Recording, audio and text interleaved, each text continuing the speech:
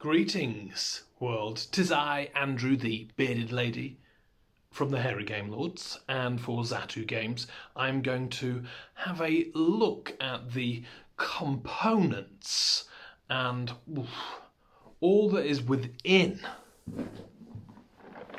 this Sorcerer City from Druid City Games and Skybound Games. Ooh, it's beautiful. Come, let's see what's inside.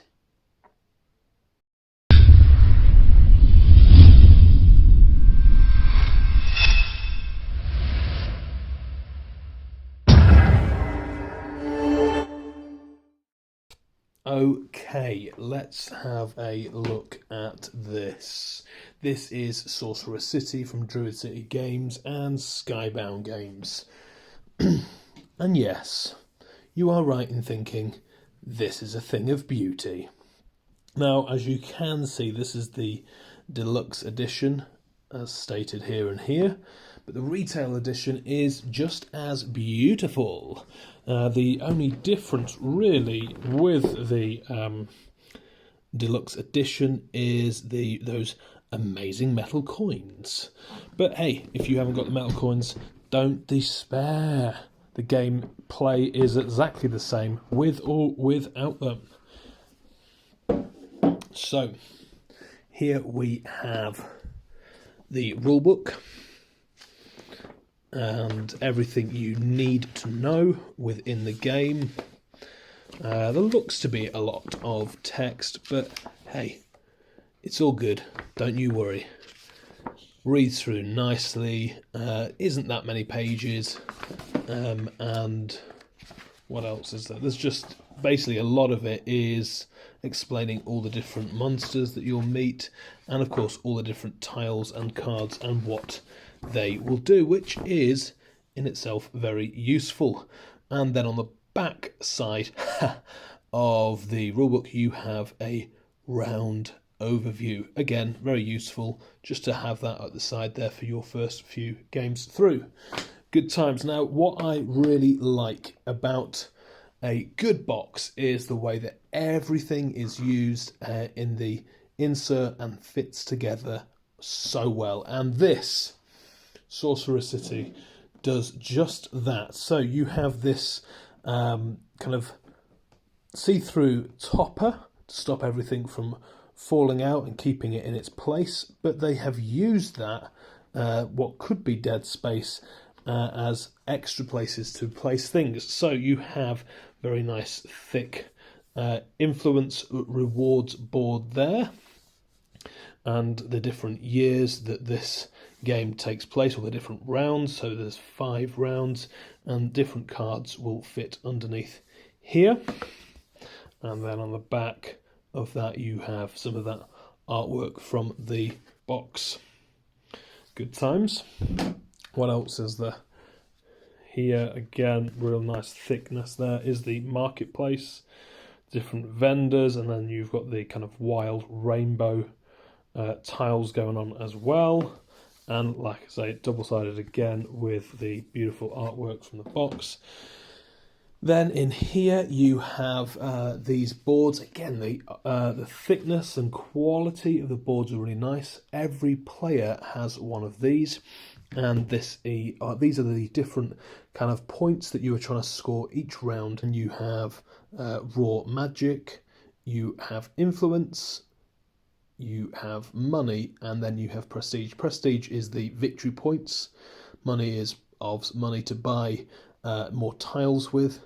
The influence, this is to see who goes into the buying phase first, very useful. And then this raw magic can be converted into any of the other 3, also very useful. So you have 6 of those boards because, hey, it's up to 6 player game. You also then have in here the sand timer with coloured sand in there, very nice. And of course these are the metal coins in here, and then all of those metal coins in there, which, hey, yes, they are very nice. But if you're going with the just retail version, you won't be getting these. But don't worry, because the gameplay is exactly the same with or without those. Now let's take this off here. Alright, so here we have these are the coins that come with the retail. Nice thickness to them and the same shape as the metal coins. So you get all of those. Then you have the different tiers of monsters that will come out. Now obviously there are quite a few different monsters there. And in fact, there are more monsters than you'll get through in one game, which is really nice. So it brings in quite a bit of replayability. So some of these creatures, again, the artwork is really nice. Thickness of the card is good. It gives you a little bit of a lowdown. And these monsters are actually very, very irritating. In that gameplay, when they come out, they block up your tiles, and they basically do all they can to throw a spanner in the works, and they're very good at doing just that. So you've got all of those different monsters there. Just to point out this beautiful inlay, just holding everything in place. You have here all of the different, this is what will be available in the retail version. You have all of these different markers that you'll be able to place onto these to keep your score. The deluxe version just comes with some individually moulded ones, which, hey, yes, they are nice. What else is there here? So there's the reward influence thing. So these different cards, and just as with the monsters, there are more than you will use in one game. So for replayability's sake, very nice. Also, when you get the most influence, not only do you get to go shopping first, but you also get the use of one of these influence rewards as well. So that is very nice indeed.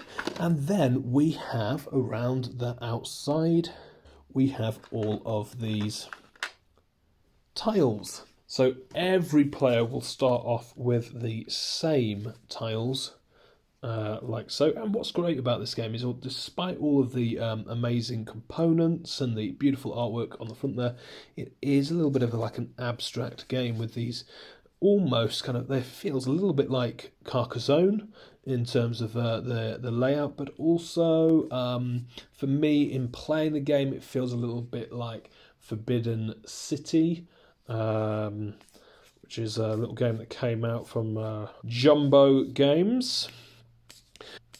So yes, you have, along with all of these different shapes and colours, you have these different shields. And on the shield here, this will tell you, you will need to form out of the blue, out of the red, a shape where it has 3 or more in, next to each other in any kind of shape. It doesn't have to be like this L shape.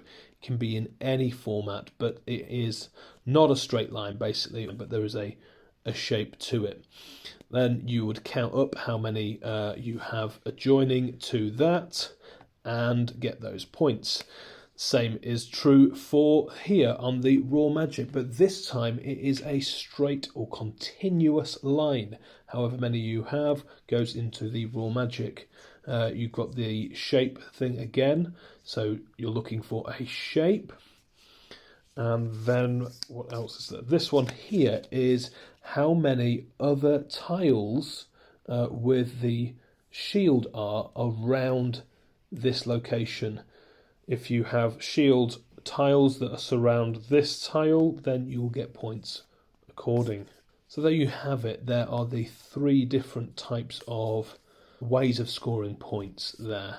So everyone starts off with a base set of these, and then at the end of each sort of like build phase, you will go off to the market.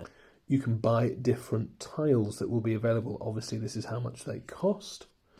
And you can build up your hand of tiles. All tiles are 2 cheaper plus 1. So there are different things here that you can move a monster.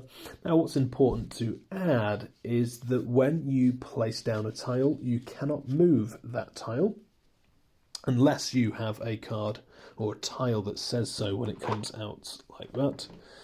You are effectively, you shuffle your tiles at the beginning of the go, then you have that timer, 2 minutes I think it is, and you have to place it down. You place down the tile and then you place the next one. The next tile has to go adjacent to one already previously laid, and it goes on, so on and so forth like that.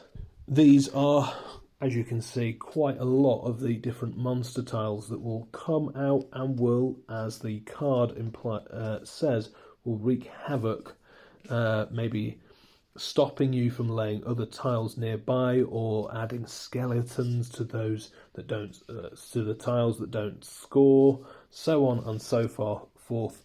These tiles, these monster tiles, are quite frankly irritating. And of course, all of this, the tile laying, is all taking place at real time. All of you at the same time are placing out and building your city in just a small amount of time. So when buying new tiles, you need to make sure you don't buy too many tiles so that you are unable to place all of them, because for those tiles that you don't place, surprise, surprise, you do not score them. And the game goes on until all 5 rounds are finished and a winner is chosen from the person who has the most prestige. That is Sorcerer City. A beautiful looking game, great components and a heck of a lot of fun, and also available on Zatu Games.